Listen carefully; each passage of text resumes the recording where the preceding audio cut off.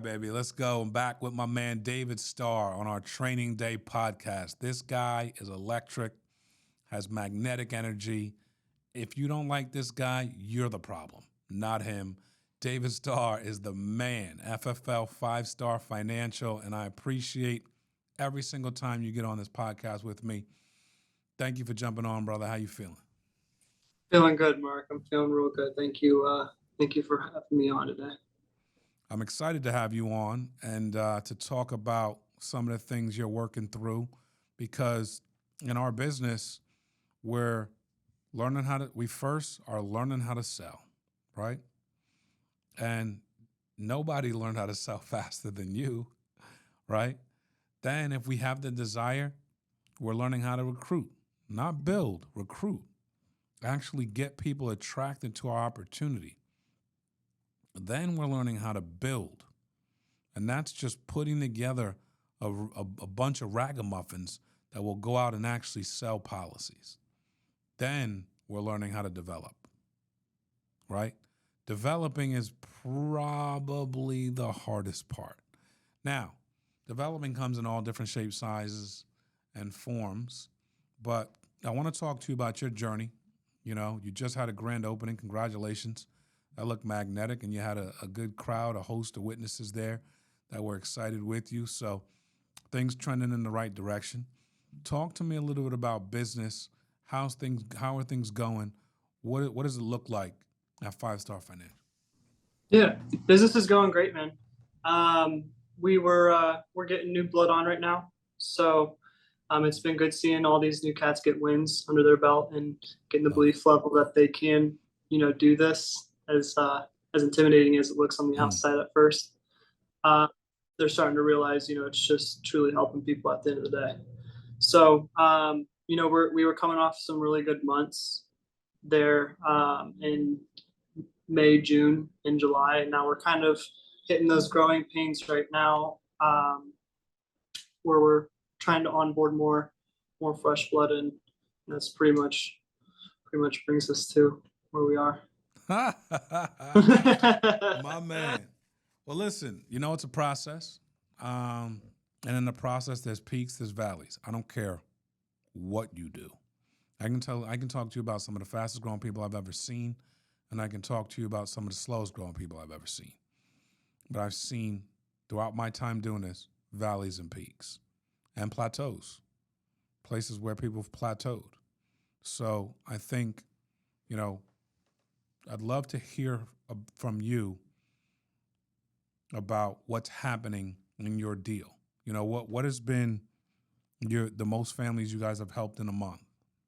Yeah, so our most families helped in a month was June, and that was 220, right around 220. We got about 15 people that are actively writing right now. So the average number, per agent's really good there. I think there's just some times when, we go through these highs and then these roller coasters of lows, and figuring out how to get outside of that, especially being a mentor, mentoring other people going through the same exact thing. You're told to lead from the front, but sometimes you ask yourself, what does that even look like? When you're going through those valleys yourself. So, there's some people on the team, including myself, to where it almost feels like burnout. And I don't even like to use that word, because, you get burnout when you're going towards something that, you want to make people happy about, or not totally fulfilling what you want to do or what your true goals are. So I don't even like to say it's burnout. I think it's just a mixture between not being disciplined in the schedule and learning how to, find that right schedule for yourself that's going to keep you accountable. Yeah. And also people just being open about it and reaching out and talking through it. Yeah, and I think, it's a funny thing. I mean, you have, seen a lot of people in a short period of time do very well. Managing success, my friend, is probably the buzzword of what we're saying. You know, like you said, you know, it's difficult to duplicate yourself. Like, you're not struggling with managing success. You're going after it. You just open up a new office.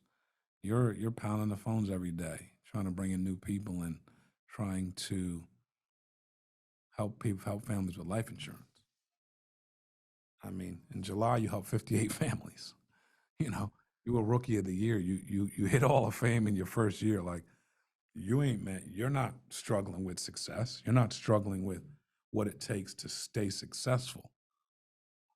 Welcome, my friend, to what's called rare air, because there's a lot of people.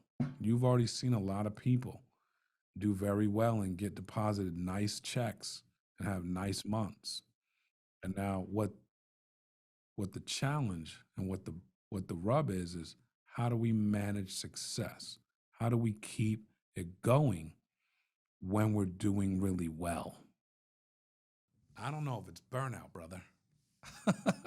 I think some people have done really well and thought it was supposed to look different. And really well in 4 months or really well in 8 months is not doing really well. Let's settle down, because you can't sustain 6 months of success in 6 months. Doesn't work that way, right? So what was it supposed to look like? So maybe, you know, people thought their life was supposed to become an extended vacation where they can sell anywhere and sell anything and sell anytime they want. Or maybe it's, having this newfound life. It's difficult, bro. It's a challenge. So some things may need to be taught inside your infrastructure, right? And all good, because this is what it's all about. And what you realize is that you're always in the recruiting business because you always need new blood. As they say, it's better to make a baby than to raise someone from the dead, because people die of their own inhibitions. They're not really dead.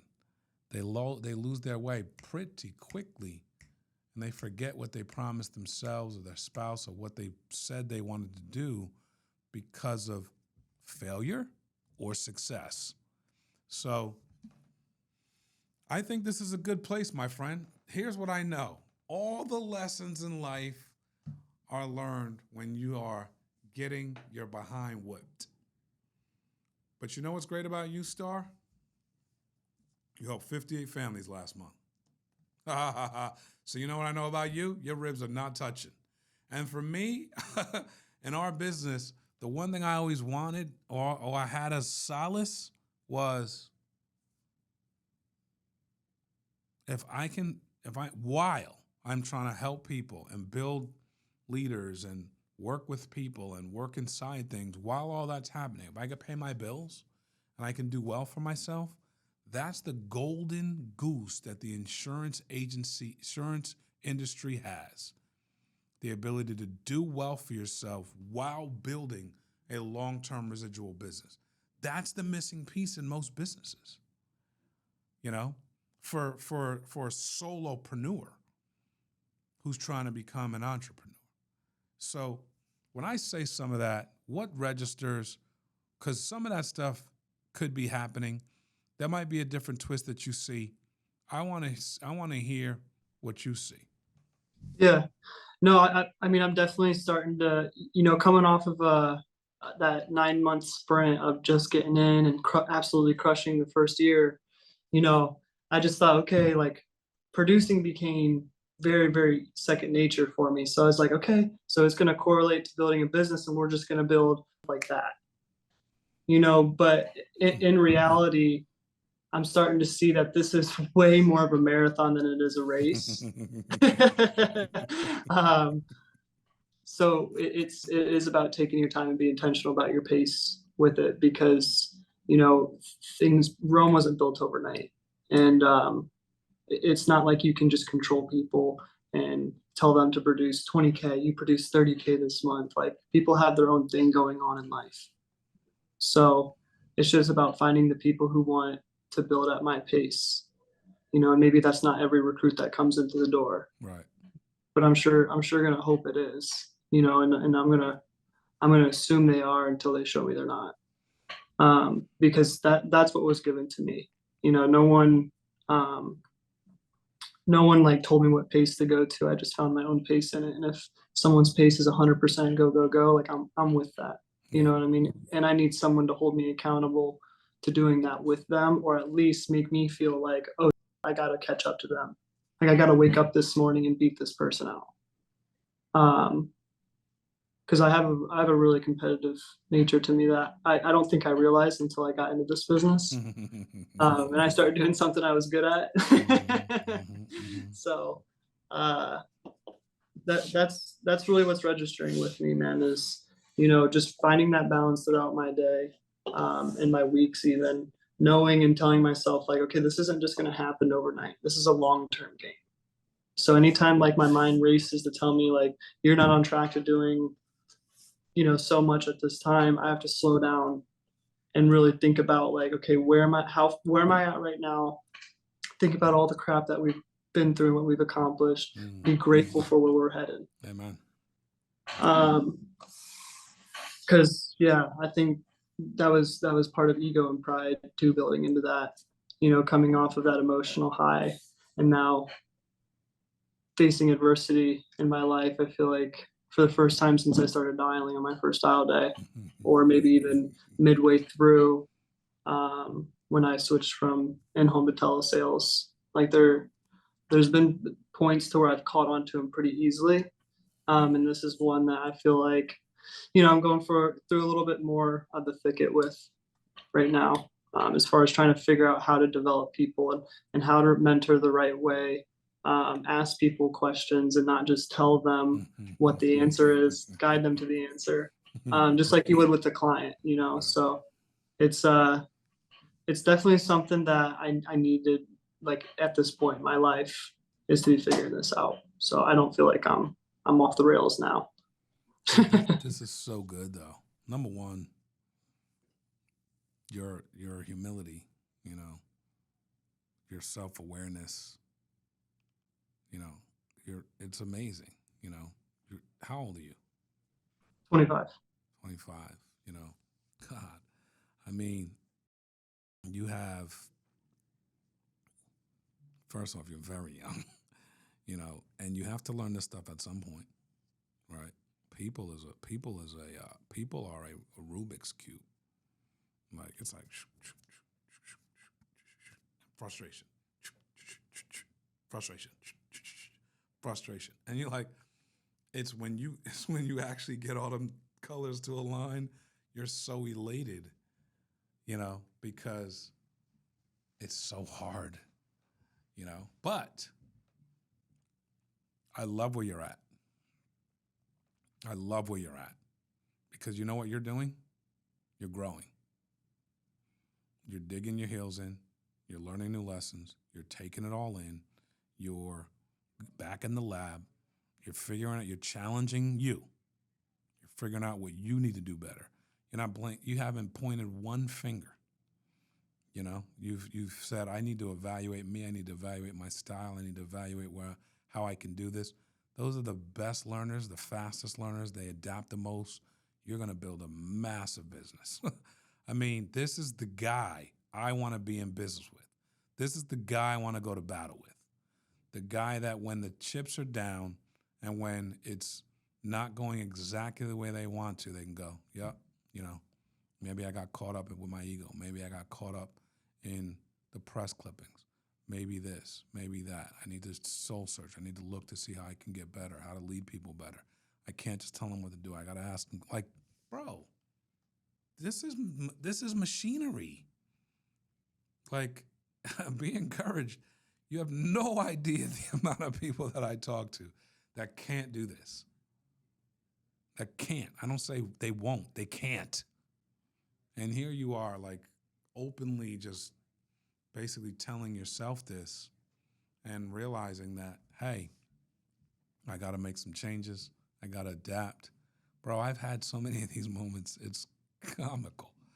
So, how did you get to that place, Star? I mean, have you kind of always had this self-reflection deal going on, or did you really have to like eat some humble pie somewhere and go, wait a minute, like everyone can't be wrong? Yeah. I knew it was going to come with growing a business, but I didn't know exactly like the extent it would come to with like, when you're producing out in the field, like you can do 50, 60 pocket a ton of money. It's quick cash if you're a top producer and just focusing on yourself. Right. If you're looking for quick cash and just be a top producer that doesn't want to build a team. But if you want to grow a legacy, you know, it's going to take putting those rubies into another bin. With that being said, there's business expenses that come along with it. And when you're producing 58, 60 a month, a lot of that cash goes right back into the business.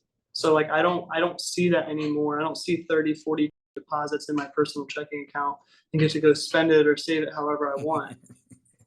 Like that was cool when I was first coming in, but now there's expenses that need to be put up to grow the team for other people, like getting this office, um, for people's lead assist programs, um, doing giveaways for people just to get them to the next level with maybe like something as small as an iPad, just so they don't have to like lunk around a huge computer going into houses or need something more efficient. Because I really do want to help the people who are actually going to work here, and that just takes my own personal production money and the overrides from the team to just put back into the pot. So that's just something where it's just like getting used to, as far as like not seeing all those big checks just go straight into your personal checking. Looking at it as like an actual business, having a business account and then your personal account, has really helped me in that manner. But it's still kind of just stressful when you're not bringing in as much money as you think you should. um, you know, being as little as I am, that's kind of like the immature thinking I was having. Um, but I can see if I can see the longevity of this too. If I build this up, that's a multiple six-figure income passively, instead of having to go work 30, 35 hours a week to get that quarter million, a year net. Why wouldn't I want that passively?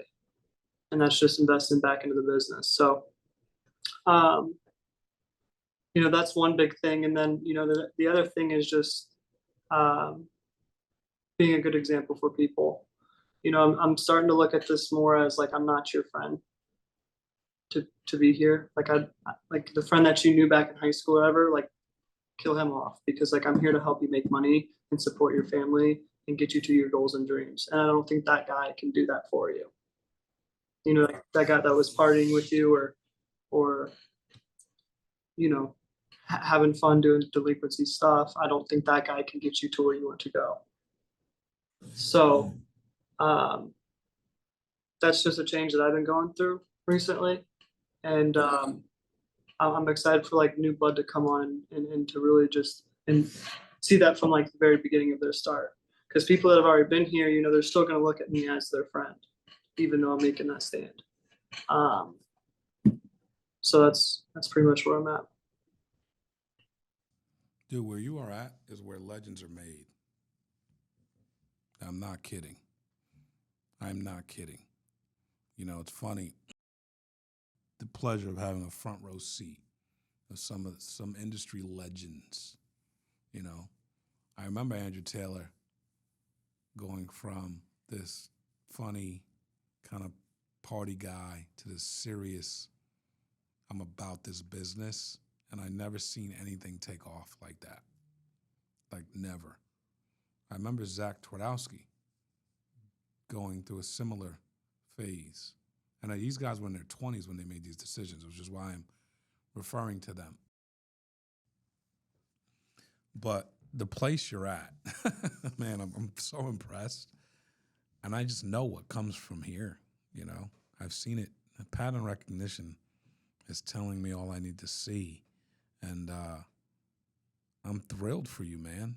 Um, that's a big statement you made just a second ago.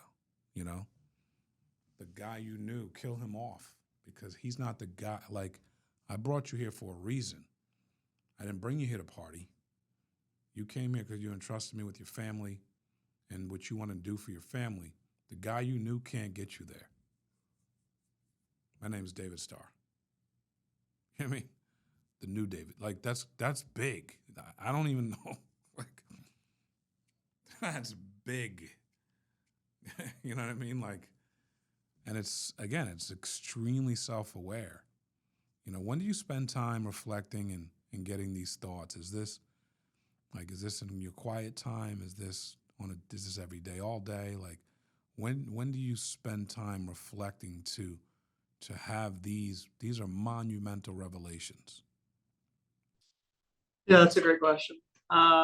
Thankfully, I have a lot of good mentors in my life that I call on a daily basis and walk through these thoughts, that I have.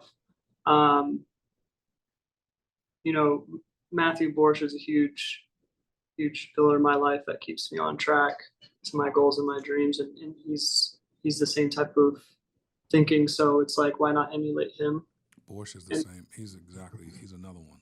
Very similar approach. Go ahead. uh, so my mentors in my life help me out quite a bit with that. But there are times where I reflect and figure out my best answers in life is when I'm like changing the environment that I'm in drastically. So what I mean by that is like taking a cold shower, workouts, getting in the sauna, just anything to change my environment so it gets me thinking outside of the question so I can find the answer because the answer is always outside the question. It's typically outside of everything that you're thinking. So I have to get outside of myself to get that answer is how I think of it. Well, your precision here on what you're aiming to accomplish is 100% going to happen. I already know that part. Um, I'm actually excited about what's happening because I know what the end result is. It's usually explosive too. Like it's, someone driven like yourself, someone who holds themselves at a high regard and are accountable to themselves. And I don't have to look any further than your personal production and the fact that you're team building every day and you're, creating an environment for winners, which is, the lock-ins, the office space you purchase, all these things, right? Someone with with with that as a base, as a foundation, demeanor-wise, where you're headed, it's usually very explosive. Because when this stuff starts clicking, the recruiting part's not hard for you. The building part's not hard for you. The developing piece gets a lot of people. You know what I'm saying? It gets a lot of, but you've already learned how to recruit. You know how to build. Like you already have a culture. Like you've built a culture, right? When when the developing piece takes place, bro, it's a wrap. Because it just rapidly, leaders start popping up, and all of a sudden, boom, and everyone's recruiting and everyone's building, and now there's a few people helping develop along with yourself, and it's game over. So, dude, I'm proud of you. Um, I know if there's a fight or flight, you're fighting. I want to be in battle with David Starr. So I appreciate you, bro. Sure. Thanks for having me on, Mark. Thanks for listening, guys. Training day, David Starr, man. I'm I'm excited, bro, to see what the skyline looks like when this is all said. So thank you, brother.